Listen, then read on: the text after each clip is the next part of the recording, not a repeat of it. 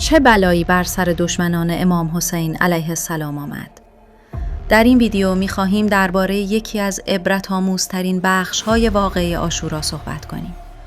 سرنوشت کسانی که در شهادت امام حسین علیه السلام نقش داشتند. شاید این سوال برای بسیاری از شما پیش آمده باشد. آیا دشمنان امام حسین علیه السلام فقط در آخرت مجازات شدند یا در همین دنیا نیز به سزای اعمال خود رسیدند؟ بر اساس گزارش‌های تاریخی و روایات نقل شده در منابع شیعه و اهل سنت، بسیاری از افرادی که در واقعه کربلا حضور داشتند، پیش از مرگ با سرنوشت‌های عجیب و دردناکی روبرو شدند. در این ویدیو چند نمونه از این سرنوشت‌ها را مرور می‌کنیم. بیماری‌های عجیب. یکی از نخستین اتفاقاتی که برای برخی از عاملان کربلا رخ داد، ابتلا به بیماری‌های سخت و غیرعادی بود. در منابع تاریخی آمده است که برخی از کسانی که اموال امام حسین علیه السلام را غارت کردند، مدت کوتاهی بعد به بیماری‌هایی مانند جذام، برص یا جنون گرفتار شدند. برای نمونه، مردی که عمامه امام حسین علیه السلام را برداشت، گفتند همان لحظه دچار جنون شد. فرد دیگری لباس امام را غارت کرد، اما پس از پوشیدن آن رنگ پوستش تغییر کرد، موهای بدنش ریخت و به بیماری برص مبتلا شد. شخصی دیگر که زره یا لباس حضرت را به غنیمت برده بود، دستانش به وضعی عجیب گرفتار شد. زمستانها از آن خونابه جاری می شد و تابستانها مانند چوب خشک و بی حرکت می شد. نفرین تشنگی. یکی از دردناکترین سرنوشت‌ها مربوط به کسانی بود که آب را بر امام حسین علیه السلام و کودکانش بستند. در روز عاشورا مردی با تمسخر به امام گفت تا زمانی که زنده‌ای قطره‌ای از این آب نخواهی نوشید. امام حسین علیه السلام دست به دعا برداشت و فرمود خدایا او را تشنه کام بمیران. پس از عاشورا آن مرد به بیماری عجیبی مبتلا شد. هرچه آب می نوشید سیراب نمی شد.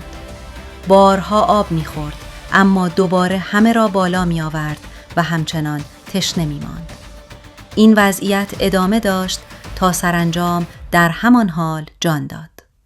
مرد دیگری نیز که با گستاخی گفته بود سهم تو فقط آب جهنم است، طبق نقلها به همان سرنوشت گرفتار شد و از شدت آتش جان سپرد. نابینایی، جنون و لالی در میان دشمنان امام افرادی بودند که پس از عاشورا بینایی خود را از دست دادند. بعضی نابینا شدند، بعضی دچار جنون شدند و برخی حتی قدرت سخن گفتن را از دست دادند. درباره سنان ابن انس که از قاتلان امام حسین علیه السلام معرفی شده، نقل شده است که پس از مدتی دیوانه شد. زبانش بند آمد و زندگی بسیار سخت و دردناکی را سپری کرد. تغییر چهره.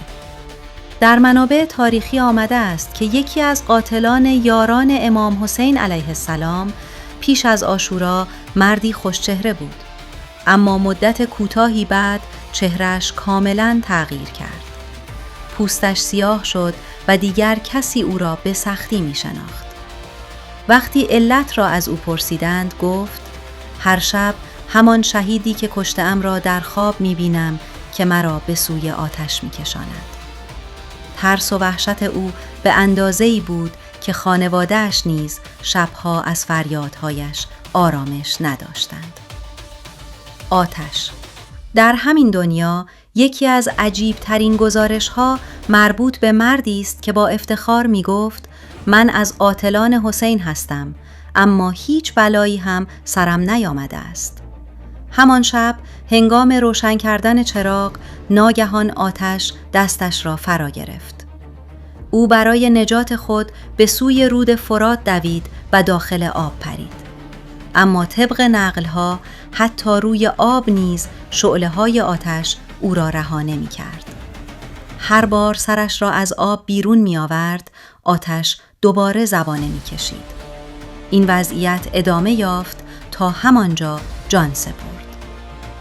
خوابهای وحشتناک برخی از کسانی که در کربلا حضور داشتند پس از عاشورا دیگر خواب آرامی نداشتند. یکی از آنان نقل کرده است که در خواب خود را در برابر پیامبر اکرم صلی الله علیه و آله و سلم دید. پیامبر با ناراحتی به او فرمود: تو حرمت خاندان مرا شکستی. سپس خون امام حسین علیه السلام را بر چشمان او مالید.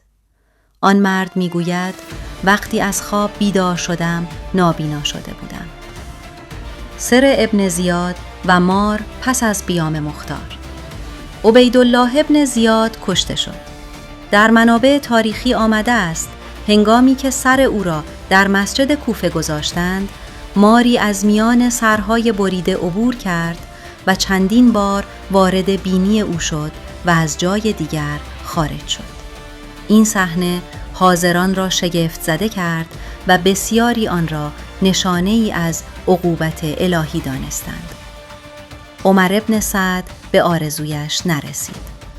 عمر ابن سعد فرمانده سپاه کوفه بود. او به امید حکومت شهر ری فرمان جنگ با امام حسین علیه السلام را پذیرفت. امام حسین علیه السلام به او فرمود: تو هرگز از گندم ری بهره نخواهی برد.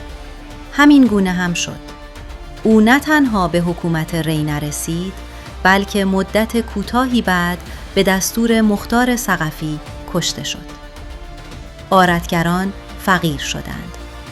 بعضی افراد تنها برای به دست آوردن چند وسیله یا لباس به خیمه‌های اهل بیت حمله کردند.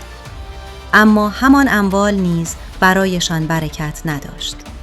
در منابع آمده است که برخی از آنان تا پایان عمر در فقر، تنگدستی و بدبختی زندگی کردند و هرگز از اموالی که غارت کرده بودند بهره‌ای نبردند. جمع‌بندی واقعه عاشورا فقط یک حادثه تاریخی نبود. این حادثه درسی بزرگ برای همه انسان هاست. در گزارش‌های تاریخی آمده است که بسیاری از کسانی که در برابر امام حسین علیه السلام ایستادند، پیش از رسیدن به مجازات آخرت، بخشی از نتیجه اعمال خود را در همین دنیا دیدند. این سرنوشت‌ها هشداری است برای همه کسانی که گمان می‌کنند ظلم و ستم بدون پاسخ خواهد ماند. از همراهی شما سپاسگزاریم. اگر این ویدیو برایتان مفید بود، لطفاً آن را لایک کنید، کانال را سابسکرایب کنید و نظر خود را در بخش دیدگاه‌ها با ما به اشتراک بگذارید. تا دیداری دیگر، خدا نگهدار.